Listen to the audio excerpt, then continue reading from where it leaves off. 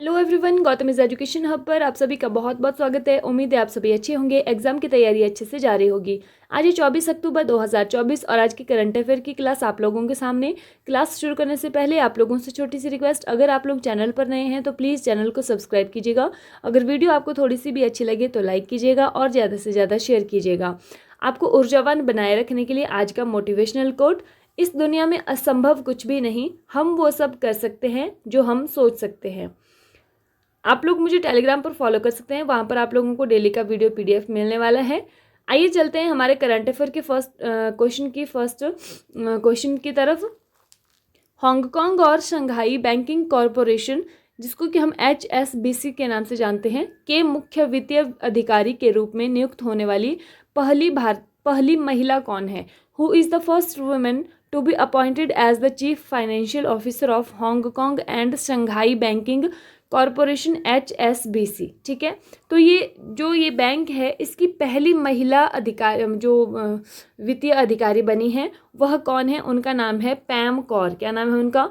पैम कौर। अब हम ये जान लेते हैं कि ये जो बैंक है ये कहाँ पर है। ये जो बैंक है इसका जो मुख्यालय है वो है लंदन, इंग्लैंड में, और इसकी स्थापना जो हांगकांग में हुई थी 1865 में हुई थी।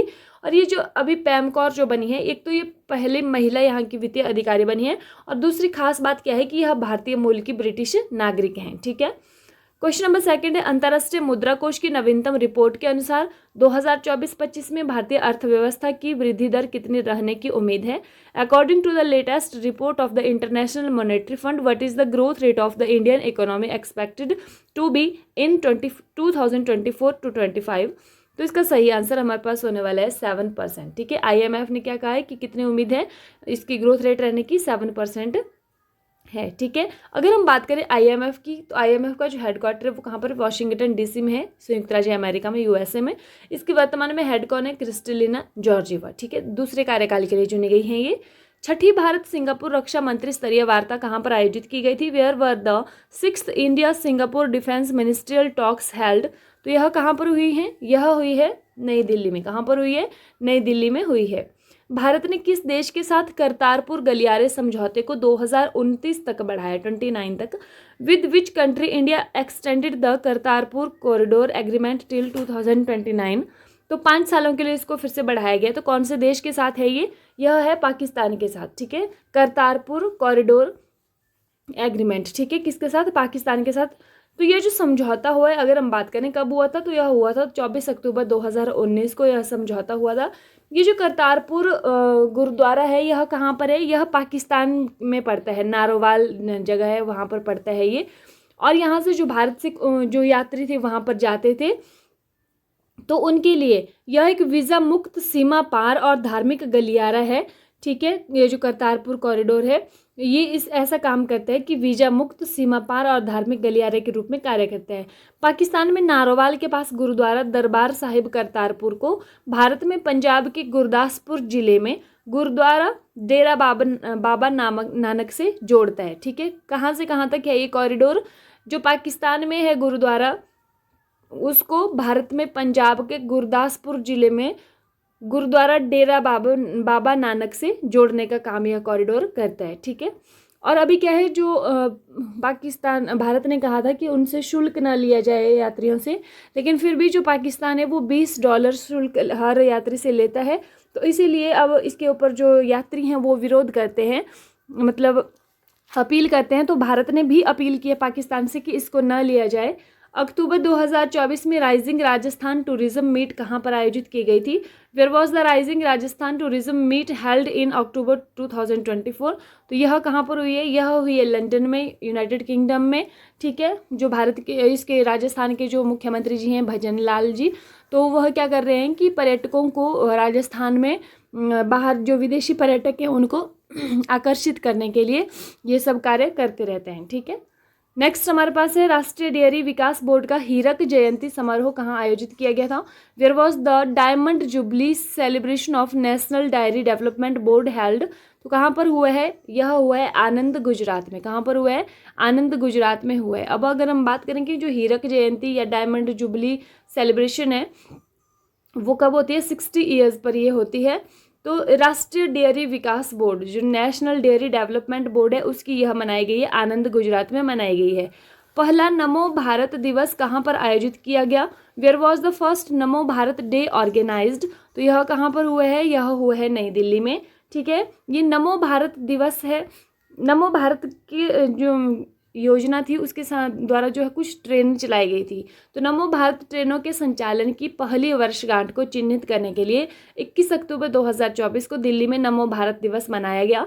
82 किलोमीटर लंबा दिल्ली गाजियाबाद मेरठ क्षेत्रीय रैपिड ट्रांजिट सिस्टम, जो कि देश का पहला क्षेत्रीय रैपिड ट्रांजिट सिस्टम है। यह भी एक क्वेश्चन है इंडिपेंडेंट आप आ सकता है, जो कि भारत का पहला क्षेत्रीय रैपिड ट्रांजिट सिस्टम कौन सा है? तो उसका नाम है दिल्ली गाजियाबाद मेरठ क्षेत्रीय रैपिड ट्रांजिट सिस्टम। ठीक है, और ये कहाँ से? जिसे राष्ट्रीय राजधानी क्षेत्र परिवहन निगम, इसका नाम क्या है? NCRTC द्वारा कार्यान्वित और संचालित किया जा रहा है। अब ये जो रीजनल रैपिड ट्रांजिट सिस्टम है, यह क्या होता है? ये रीजनल रैपिड ट्रांजिट सिस्टम पर चलने वाली जो हाई स्पीड सेल्फ प्रोपेल्ड ट्रेनें होती हैं, उन्हीं को नमो भारत ट्रेन कहा गया है। तो इसी का जो पहला दिवस है वह नई दिल्ली में मनाया गया। ठीक है, 2024 तीरंदाजी विश्व कप फाइनल में भारत के लिए एकमात्र पदक किसने जीता? Who won the only medal for India in the 2024 archery world cup final? ठीक है, किसने जीता है? तो यह जीता है दीपिका कुमारी ने। दीपिका कुमारी ने यह जीता है, और ये इन्होंने रजत पदक जीता है। कौन सा जीता है? इन्होंने सिल्वर मेडल जीता है। ठीक है, और ये अगर इन्होंने सिल्वर जीता है तो गोल्ड किसने जीता है? गोल्ड जीता है चाइना की ली जियामन ने। उनसे ये फाइनल में हार गई दीपिका कुमारी जी, भारत की जो है। तो ये जो चाइना की हैं ली जियामन, इन्होंने गोल्ड जीता है। ठीक है, तो हुआ कहाँ पर है ये मैच? यह हुआ है मैक्सिको के तलाक्सकाला में। कहाँ पर हुआ है? मैक्सिको के तलाक्सकाला में हुआ है। किस भारतीय टेबल टेनिस खिलाड़ी ने एकल में विश्व में सर्वोच्च रैंक हासिल की है? Which Indian table tennis player has achieved the highest ranking in the world in singles? तो यह किसने हासिल की है? यह की है श्रीजा अकुला ने। किसने की है? श्रीजा अकुला ने की है। इनको जो है वो टेबल टेनिस जो संघ है, उन्होंने महिला एकल में विश्व में 22वां स्थान दिया है। ठीक है, पेरिस जो ओलंपिक हुआ था ना, उसमें इन्होंने पार्टिसिपेट किया था, तो उसमें उनका 24वां कि 25वां स्थान था वहाँ पर। तो अभी इनको जो 22वां स्थान दिया गया है टेबल टेनिस महासंघ के द्वारा, तो इन्होंने अब मानिका बत्रा का जो रिकॉर्ड है उसको तोड़ा है। कोल इंडिया लिमिटेड और गेल लिमिटेड संयुक्त रूप से किस स्थान पर कोयले से प्राकृतिक गैसीकरण संयंत्र स्थापित करेंगे?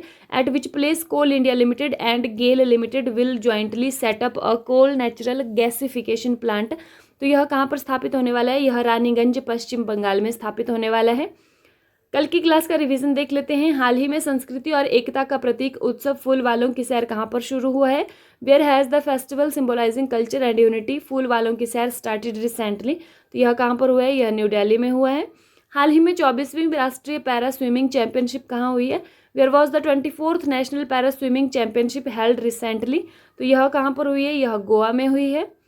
हाल ही में कौन से राज्य सरकार विकलांग लोगों के लिए विशेष अदालतें स्थापित करेगी? Which state government will recently setup special courts for people with डिसएबिलिटीज? तो यह कौन सी सरकार करने वाली है? यह दिल्ली गवर्नमेंट करने वाली है।